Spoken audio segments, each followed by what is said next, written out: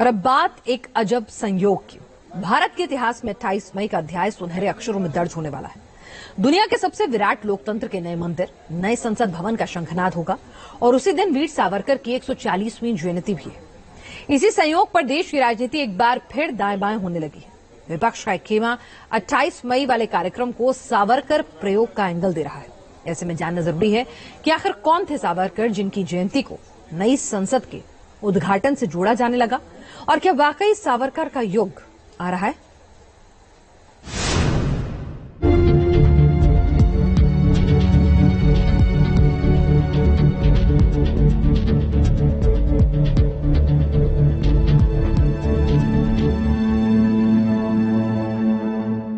ये वीर सावरकर के ही संस्कार है जो राष्ट्रवाद को हमने राष्ट्र निर्माण के मूल में रखा है।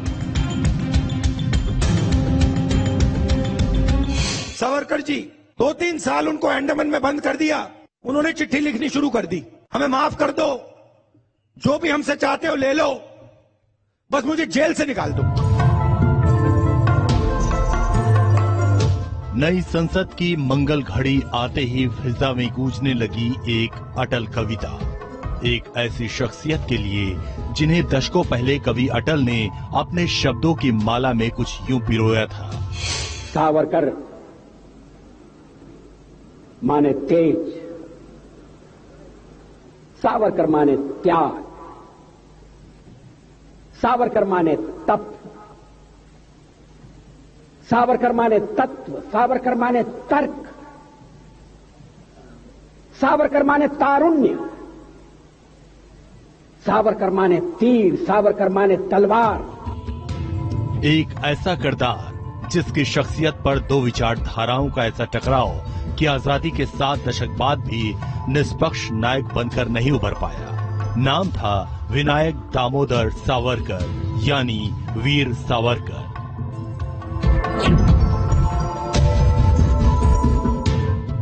विनायक दामोदर सावरकर जिन्हें हमेशा ही दो नजरिए से देखा गया, जिसमें एक पक्ष में मौत से भी बदतर काला पानी की यातना झेलने वाले योद्धा की कहानी है, तो दूसरे खेमे ने रिहाई के लिए अंग्रेजों के सामने झुकने वाला अंग्रेजों का आज्ञाकारी कहा। एक बार फिर नए संसद भवन के उद्घाटन पर खौलती राजनीति के केंद्र में आ गए हैं वीर सावरकर, और इसकी वजह है 28 मई की तारीख, जिस दिन नए संसद भवन का प्रधानमंत्री मोदी उद्घाटन करेंगे। उसी दिन वीर सावरकर की 140वीं जयंती भी है। वही वीर सावरकर जिन्हें प्रधानमंत्री मोदी आदर्श मानते हैं और राष्ट्रवाद के अलग जगाने वाले योद्धा को हर मंच से सलाम करते हैं।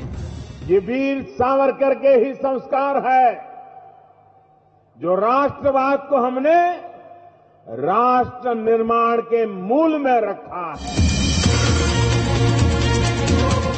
इस बार 28 मई को नया इतिहास बनेगा, जब नए संसद भवन के उद्घाटन के दौरान प्रधानमंत्री मोदी सेंट्रल हॉल में वीर सावरकर की तस्वीर पर श्रद्धा के पुष्प चढ़ाएंगे। यूं तो वाजपेयी सरकार के दौरान 2003 में पुरानी संसद के सेंट्रल हॉल में वीर सावरकर की तस्वीर लगाई गई थी, और अब जयंती के दिन नए संसद भवन का उद्घाटन होना एक ऐसा संयोग बन रहा है जिसमें विनायक से अदावत अब नई शक्ल में करवट ले रही है, और इस अदावत को जड़ से समझने के लिए पलटने होंगे इतिहास के वो पन्ने जिसमें दर्ज है सावरकर के नाम के आगे वीर जोड़ने की कहानी, जिन्हें कभी महात्मा गांधी ने अपना भाई कहा था और जिनके लिए कभी फिरोज गांधी अपनी ही सरकार से लड़ गए, और कहानी शुरू होती है सेल्यूलर जेल की कोठरी नंबर 52।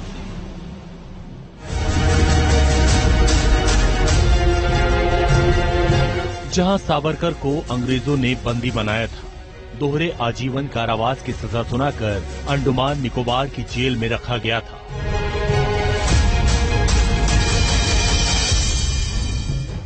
काला पानी की सेल्यूलर जेल में हालात भयावह थे।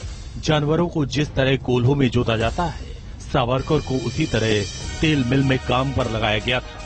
ये एक बर्बर सजा थी जिस पर लोहे की जंजीरों की माला और चाबुक थामे ब्रिटिश अफसर किसी इंसान की हालत जानवरों से भी बदतर कर देते थे। आज भी इस जेल में वीर सावरकर की तमाम निशानियां मौजूद हैं।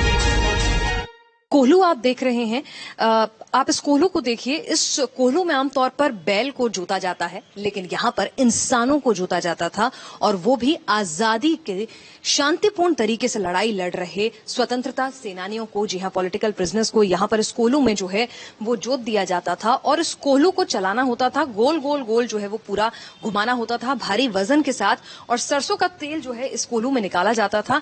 एक दिन में, जी हाँ बिल्कुल आपको बता दें, एक दिन में 10 पाउंड सरसों का तेल जो है वो निकालने की उम्मीद अंग्रेजी प्रशासन जो है वो करता था इस कोल्हू में जुटने के बाद तमाम कैदियों से। तो सोच के देखिए, ये एक असंभव कार्य होता था, लेकिन अगर आपने जो तय सीमा है उसके मुताबिक अगर तेल नहीं निकाला तो फिर आपकी कोड़ों से पिटाई होती थी, और रात के वक्त भी आपको दोबारा खाना देने के बाद कोल्हू से जोत दिया जाता था कि आप दोबारा तेल निकालें, ताकि उस दिन की जो तय सीमा है उसे आप पूरा करें।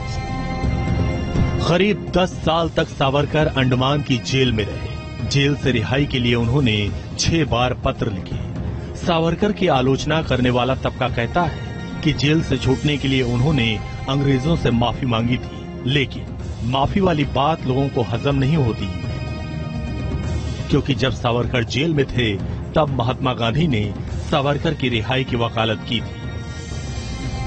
महात्मा गांधी ने सावरकर को अपना भाई कहा था। कलेक्टेड वर्क्स ऑफ गांधी के वॉल्यूम 38 का पेज नंबर 138 ताकीद करता है, जिसमें गांधी जी ने लिखा था, राजनीतिक बंदियों के लिए जो कर सकता हूं वो करूंगा। ऐसा कभी नहीं हुआ कि डर की वजह से चुप हो जाऊं। राजनीतिक बंदियों के संबंध में जो हत्या के अपराध में जेल में हैं, उनके लिए कुछ भी करना मैं उचित नहीं समझूंगा। मैं इस बिंदु पर बहस नहीं करूंगा। हाँ, मैं भाई विनायक सावरकर के लिए जो बन पड़ेगा करूंगा।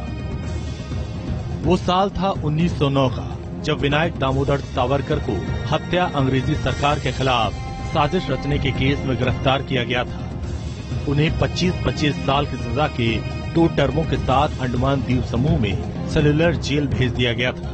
ये सजाएं साथ-साथ नहीं बल्कि एक के बाद एक चलती। इसका मतलब ये था कि वो 23 दिसंबर 1960 को ही जेल से रिहा हो पाते। इस जेल को सबसे क्रूर जेल में गिना जाता था। किसी भी तरह के उल्लंघन पर कड़ी सजा दी जाती थी। अंग्रेजी फरमान का विरोध उस वक्त करने वालों में सबसे आगे थे महात्मा गांधी। 1921 में यंग इंडिया में लिखे लेख में बापू ने कहा था,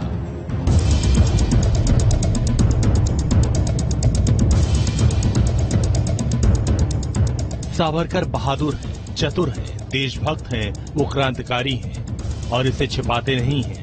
मौजूदा सिस्टम की बुराई का गंभीर रूप उन्होंने मुझसे भी काफी पहले देख लिया था। आज अपने देश को दिलो जान से प्यार करने के जुर्म में वो काला पानी की सजा भोग रहे हैं। अगर सच्ची और न्यायी सरकार होती तो सावरकर किसी ऊंचे शासकीय पद पर होते। सावरकर ने जेल से अधिकारियों को कई याचिकाएं लिखी, जिसके बाबत उन्हें जनवरी 1924 में इस शर्त पर रिहा कर दिया गया कि वो रत्नागिरी जिले में निवास करेंगे और राजनीति में भाग नहीं लेंगे। और इसी को सावरकर की माफी से जोड़कर पेश किया जाता रहा। लेकिन जेल से निकलने के बाद विनायक दामोदर सावरकर के कदमों को अंग्रेजी सरकार रोक नहीं पाई और उसी दौर में विनायक दामोदर सावरकर और कांग्रेस के बीच दूरियां भी बढ़ने लगी थी। वीर सावरकर से कांग्रेस की अदावत का इतिहास आजादी के पहले से ही शुरू हो गया था। 1935 के आसपास कांग्रेस के कार्यकर्ता सावरकर के मुखालफत में खड़े हो गए थे। इतना ही नहीं, सावरकर को अपने कार्यक्रम भी छिप छिप कर करने पड़ते थे। वो ऐसा दौर था जब राष्ट्रवाद, हिंदुत्व पर सावरकर एक बड़ा नाम बन चुके थे और इसकी वजह है राजनीति में सावरकर का बढ़ता प्रभाव। 1937 में सावरकर पूरी तरह से आजाद होते हैं और हिंदू महासभा के अध्यक्ष बनते हैं और हिंदुत्व आजाद हिंदुस्तान की अलग जगाने के मिशन पर कूच कर जाते हैं। आजादी की लौ थामे वीर सावरकर मैदान में उतर चुके थे। स्वतंत्रता संग्राम के दिनों में उनकी 3 खिताब आई, जिसमें सबसे ज्यादा चर्चा में रही 1857 क्रांति पर लिखी उनकी किताब the Indian war of independence, जिसके बारे में कहा जाता है जिस इतिहास को अंग्रेज दबाना चाहते थे उसे सावरकर ने दुनिया के सामने लाकर रख दिया था। इसके बाद वीर सावरकर की आई 2 किताबें जिसने हिंदुत्व की अलग जगाई, हु इज हिंदू और हिंदू राष्ट्र दर्शन। 1937 में हिंदू महासभा के अध्यक्ष बनने से पहले उनकी लोकप्रियता घर घर तक पहुंच चुकी थी। हिंदूवादी मंचों पर उनकी डिमांड बढ़ने लगी थी और इसी में जन्म लेता है एक वीर, यानी वीर सावरकर। कांग्रेस के साथ वीर सावरकर के मतभेद इतने उभरे कि कांग्रेस ने उन्हें ब्लैकलिस्ट कर दिया था और हर जगह उनका विरोध किया जाता था। ये 1936 का दौर था। ऐसे में मशहूर पत्रकार, शिक्षाविद, लेखक, कवि और फिल्म मेकर पीके अत्री ने सावरकर का साथ देने का मन बनाया, क्योंकि वो नौजवानी की उम्र से सावरकर के किस्से सुनते रहे थे। पुणे में अपने बाल मोहन थिएटर के कार्यक्रम के तहत सावरकर के लिए एक स्वागत कार्यक्रम रखा गया था। इस कार्यक्रम को लेकर कांग्रेस कार्यकर्ताओं ने सावरकर के खिलाफ पर्चे बांटे और धमकी दी कि वो सावरकर को काले झंडे दिखाएंगे। इस विरोध के बावजूद हजारों लोग जुटे और सावरकर का स्वागत कार्यक्रम हुआ। पहली बार पीके अत्रे ने विनायक सावरकर को वीर कहा। अत्रे ने वो टाइटल दिया जो आज तक चर्चित है। जब महात्मा गांधी की हत्या की गई, उसकी छींटे सावरकर के दामन पर भी लगी। उन पर भी हत्या की साजिश में शामिल होने के आरोप लगे थे, मगर अदालत ने सावरकर को बाइज्जत बरी कर दिया था। 1964 में सावरकर का यही वो लेख था जिसे समझना आज भी लोगों के लिए एक अबूझ पहेली है।